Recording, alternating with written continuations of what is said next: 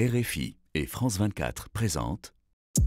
Hello la famille, bienvenue dans Légendes urbaines, l'émission faite par nous pour tous de RFI et France 24. Si je devais décrire notre invité du jour en une citation, je dirais « La destinée n'est pas une question de chance, c'est une question de choix. Ce n'est pas quelque chose que tu dois attendre, mais quelque chose que tu dois accomplir. » Et je peux vous garantir qu'en très peu de temps, notre hôte du jour en a accompli des choses. Véritable fer de lance de la Jersey francophone, il a su s'imposer à vitesse grand V dans la jungle.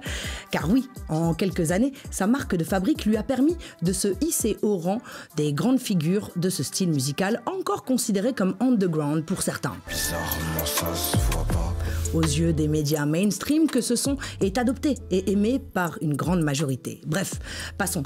La rapidité de son ascension n'exclut en rien les difficultés de cet artiste d'origine ivoirienne qui a grandi dans le 92 en banlieue parisienne, là où parfois on... Très jeune, il s'est mis à bosser ardemment, stratégiquement et studieusement. Et cela depuis ses premiers couplets à l'âge de 12 ans. Déterminé, il n'a jamais rien lâché aux antipodes de ceux qui... Ça marche, mais ils ne font preuve d'aucune patience. J'avoue. C'est ça le problème des humains. Ouais, le vrai problème. Bah ouais, clairement. Mais lui a bien assimilé l'adage de feu DJ Arafat. Faut chercher pour toi. D'ailleurs, une clame. Ouais, la Chine, on est ensemble. Il est de retour avec en préparation un nouvel album, plus que surprenant, mais qui sera... Dans tous les cas, c'est 9 qui déboule. Bah ouais, toujours en mode 9-2 qui déboule. Messieurs, dames, juste pour vous dans les studios de Légendes urbaines. A-E-R-C-H-A-K. Yes, alias Kershak. Écoute ça. Nous sommes transportés dans une autre dimension, dans un univers fait non seulement de paysages et de sons, mais aussi d'esprit. Bon, c'est le moment où il faut être attentif. Juliette Fievet et ses invités vont vous raconter leur légende urbaine. Je suis grave passé devant, c'est un fait. RP pas fast time, c'est un fake. Depuis que ça rentre chiant, maman dort bien, je suis en paix. Fallait pas calculer, c'était la démo. Avec Billard comme elle et sa démo. Petit Zola, l'on livrait pas de...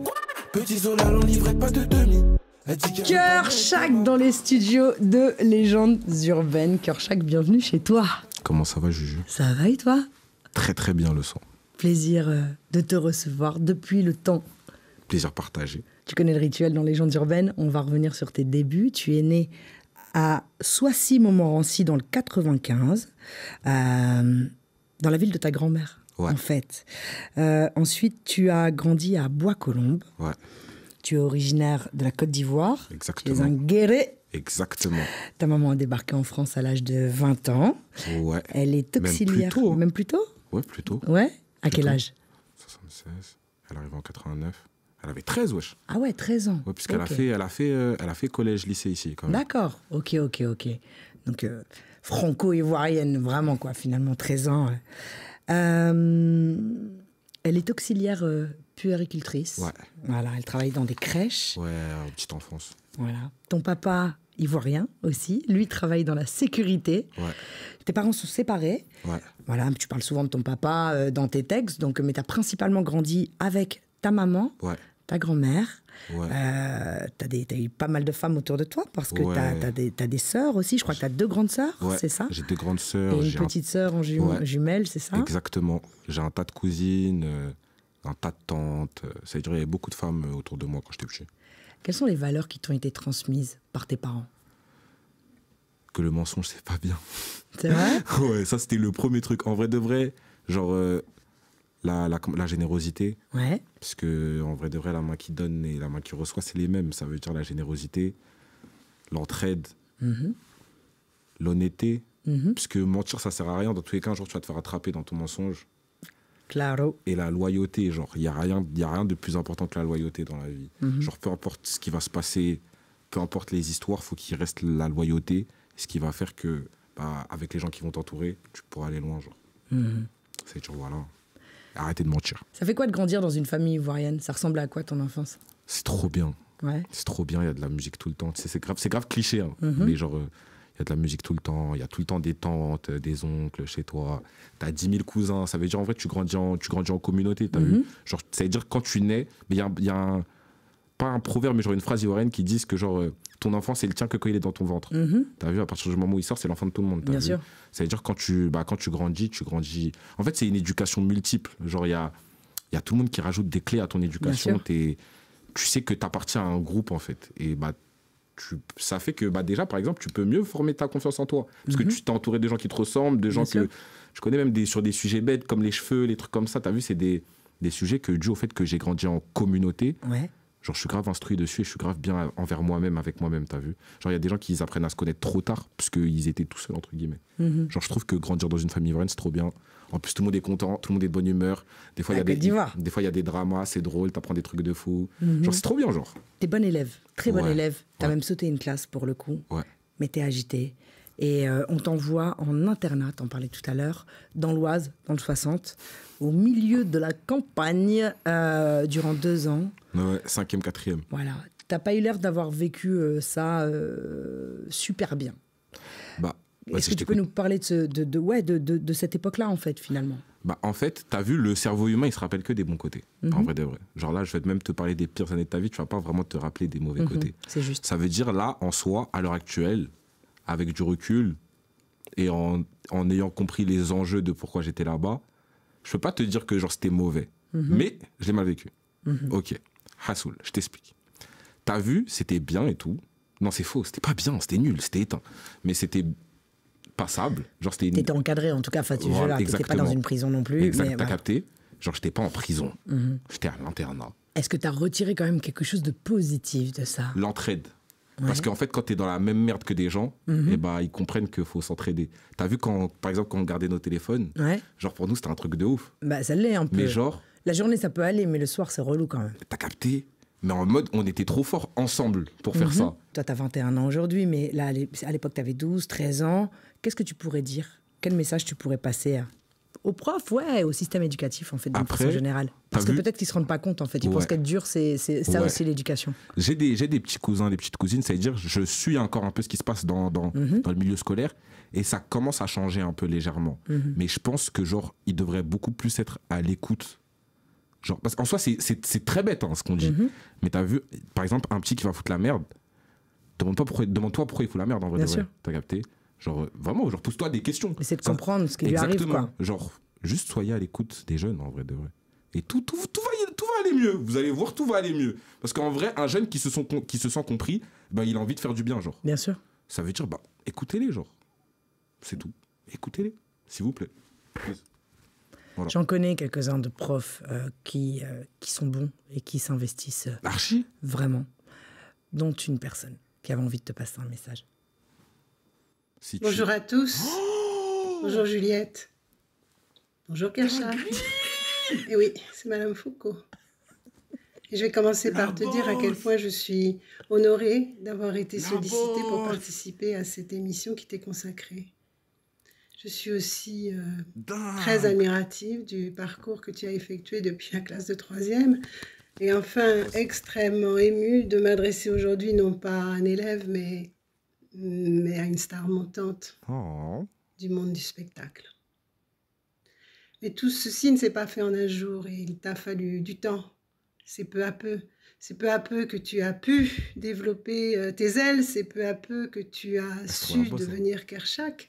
Car je me souviens qu'en 3e, ce n'est pas comme ça qu'on t'appelait. En tout cas, si tu as su parvenir à ce stade, c'est grâce à tes qualités multiples qu'on connaissait déjà, qu'on identifiait peu à peu en classe de 3e, notamment ta capacité à écrire, évidemment, mais aussi ta sincérité, ton humilité, ton sens de l'engagement, ton sens de l'humour, et puis ton implication auprès des autres. C'est trop la bosse. Je pense que ton parcours va se poursuivre. Je suis convaincue que tu vas aller encore plus loin, encore plus haut, sans perdre la tête. Tu as tous les atouts pour cela. Alors, je te souhaite bonne chance et je te dis à toi merci. Merci aussi à l'artiste. Et surtout, don't forget to take good care of yourself. Never de boss. Madame Brigitte Foucault. C'était ma prof principale de 3e. De 3e. Et la seule qui m'a soutenu. Dont t'as parlé, ça me fait bizarre. Bah ouais. Mais Rassoul, chelou de ouf. Qu'est-ce que tu aurais à lui dire? Que merci beaucoup pour tout ce que vous avez fait pour moi, même si vous avez l'impression que vous n'avez rien fait. Sachez que juste être à l'écoute de mes besoins, d'enfant, d'adolescent, genre. Ça m'a grave aidé à évoluer dans ma vie. Merci beaucoup. Je vous love. Je vous fais des gros bisous, que des bisous sur votre front. Bao. De retour à Bois-Colombes, tu décides de faire du rap, de t'investir vraiment. Ouais. T'as 13-14 ans quand même à Ouais. l'époque, et donc t'es en mode débrouillardise. C'était entre le moment de l'internat et le moment où t'es de retour Ouais. C'était pendant l'été, beaucoup. Ouais, à Bois-Colombes. En tout cas, t'es débrouillard. Et Bois-Colombes, c'est une ville un peu particulière parce que c'est une ville qui est plutôt bourgeoise en fait. Et vous avez grandi dans les quartiers défavorisés ou dans une situation où ça allait, mais vous n'étiez pas riche, etc. Et en fait, finalement, vous aviez cette richesse et les facilités des autres à proximité. Et donc, en fait, tu traînais avec plein de gens de plein de classes sociales différentes. À la fois, c'est dur parce que ça te renvoie à ce que tu n'as pas. Et en même temps, ça te permet de t'ouvrir l'esprit. Et je trouve que c'est archi important, ça. T'as vu le fait que certaines personnes s'obstinent à rester cloisonnées dans leur milieu de base. Je trouve que c'est extrêmement genre réducteur. Parce que t'as vu le fait d'avoir grandi avec des personnes d'horizons différents et de milieux sociaux différents, bah, ça m'a permis de voir certaines perspectives d'avenir que j'aurais jamais pu voir de base, genre. Et bah, même, ça t'ouvre des portes, ça t'ouvre des manières de penser, ça t'ouvre tu vois des choses que tu n'aurais pas vues de base, etc. Et tu comprends qu'il n'y a rien qui n'est pas accessible. Tu t'es pas dit qu'il y avait un plafond de verre et que du coup, de fait, c'était pas pour toi? C'est toi le plafond de verre.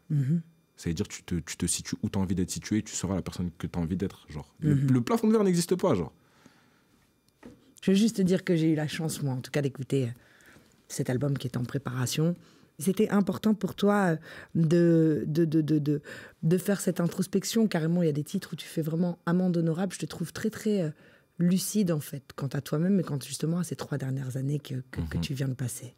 Bah, en fait, faut pas oublier l'essence du rap. Genre, le rap, à la base, c'est fait pour faire passer un message, qu'il soit politique, personnel, ce que tu veux. Ça veut dire, bah, déjà, de base, genre, mon premier objectif, c'était vraiment juste retourner à l'essence du rap. Après, je me suis dit que, bah, comme on en a parlé en off tout à l'heure, genre il y a certains aspects de moi que bah, je pense que mon public pourrait s'attacher, tu vois, dans ma personne. Bien sûr. Et il y a un truc, j'en parle beaucoup avec les rappeurs, puisque genre c'est un truc que bah, on a souvent. Il y a des trucs que tu vas écrire, que tu vas pas savoir dire.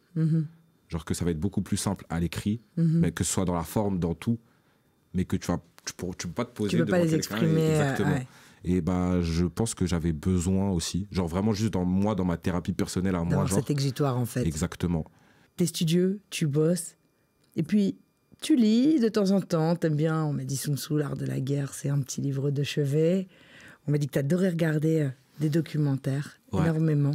Ouais. Et on m'a dit que t'adorais les histoires de crimes, de meurtres, faites entrer l'accusé, tout ça. Archi. Et t'as vu, j'ai pas trop envie de parler parce que ça fait psychopathe. Ah ouais? Mais c'est trop banksé, genre t'es là, t'es posé. Arrête, non, vas-y, c'est bon. Tu veux pas parler? Ok, bah moi j'appelle une autre personne pour te faire parler à ma place, alors tant pis. Puisque tu veux pas parler avec moi, tu vas peut-être répondre à cette personne. Salut Juliette, et bonjour à tous. Salut à toi, Kershak. J'ai une petite question pour toi. De toutes les histoires que j'ai pu te raconter, quelle est celle qui a accroché le plus ton oreille? Allez, bon vent et bravo pour ce début de carrière fulgurant. Merci le boss. Hey, monsieur Christophe Ondelat, faites entrer l'accusé, entre autres. Christophe qui est, à mon sens, le plus grand narrateur. Non, si, mais, savez le nombre de fois où genre, je me suis endormi sur sa voix. Genre. Merci Christophe. Merci Christophe. Pour cette question. T'as vu, vous voulez pas me répondre, donc il va te répondre à toi en fait. Tu vois, comme quoi c'est un travail d'équipe. Qu'est-ce que tu dirais à Christophe? Christophe, t'es le boss. Déjà, merci beaucoup. Et des histoires que tu m'as racontées, je dirais... Mais c'est bizarre à répondre ce genre de questions. Écoute, t'es un psychopathe, vas-y, essayez. C'est l'histoire de Sophie Mazala. En gros, c'est une meuf, elle a découpé quelqu'un et elle l'a jeté dans l'eau et tout. Et pourquoi celle-là? Parce qu'il y en a plein des comme ça. Parce qu'en fait, t'as vu, c'est très rarement des femmes qui agissent de manière aussi violente et aussi genre avec des armes et tout, t'as capté. Genre, la plupart du temps, quand tu tombes sur des true crime avec des femmes de manière violente, voilà, tu t'en souviens, genre. Parce qu'en fait, quand elles agissent, c'est pire que les hommes. Ouais. Genre sinon de base elles empoisonnent. Non, c'est vrai, mais quand les meufs font du sale et qu'elles se mettent sur les terrains des mecs, c'est vrai qu'en général. Ça découpe des têtes, ça les met dans des queues, ça les jette dans des voitures, ça les brûle, des trucs de ouf, wesh. Je t'ai fait des trucs de ouf. Il est déjà l'heure de se quitter, mon cher ami. Tu sais qu'on a Un rituel C'est de quoi clôture dans Légendes urbaines. On est suivi par des centaines de millions de personnes sur tous les continents, dans le monde entier. Quel serait le message universel que tu voudrais passer? Les gars, déjà faites attention à vous, faites attention à vos proches, c'est le plus important. Bonne rentrée à vous en ce début d'année scolaire. Travaillez bien à l'école, pour ceux qui vont à l'école. Faites attention au harcèlement. Ceux qui se font harceler, parlez-en, c'est très important. Parlez-en à des adultes responsables. Les adultes responsables, écoutez-les, très important. Les lycéens, renseignez-vous sur l'orientation. Et pour ceux d'après, se réorienter, c'est pas grave. Peu importe l'âge que vous avez dans votre classe, chacun son trajet, chacun sa route. Le plus important, c'est que vous atteigniez vos objectifs à vous et que vous soyez fiers de vous, vous-même. Gros bisous les bros. Merci beaucoup, c'était un bonheur de te recevoir. Merci à toi, Juju. La famille Gaieté, l'album de Kershak, bientôt, ça arrive, ça va arriver. Je pense qu'il y a des singles, il y a plein de trucs, il y a plein de choses qui arrivent en attendant. Eh bien, écoutez, refaites-vous son répertoire. Il y a Monsieur Prolifique a des milliards de clips sur les réseaux et allez streamer. La famille, je vous donne rendez-vous la semaine prochaine, même heure, même endroit. En attendant, rendez-vous sur la chaîne YouTube de Légendes urbaines pour la version longue de l'émission avec Monsieur Kershak qui parle, voilà. Merci Juju. C'est moi je fais l'outro. Merci. Vas-y. Je dois dire quoi? Tu la connais l'outro ou pas de l'émission? Parce Non. qu'il y a une outro de l'émission. Non, c'est quoi Tu vois, tu devrais la connaître. Bah tu connais, Bon, sais allez, pas vas-y. quoi, non. Je te fais l'outro, tu la refais avec moi, ok? Vas-y. Je commence, c'est paix, amour, lumière sur vous, one love. Ok. Allez. Paix, amour, lumière sur vous, travail. One love. Travail. Et one love. Travail. Faut bosser aussi. Et un peu de one love, travail. Non, énormément de one love. Beaucoup d'amour. Allez, bisous les frères, je vous love. One love.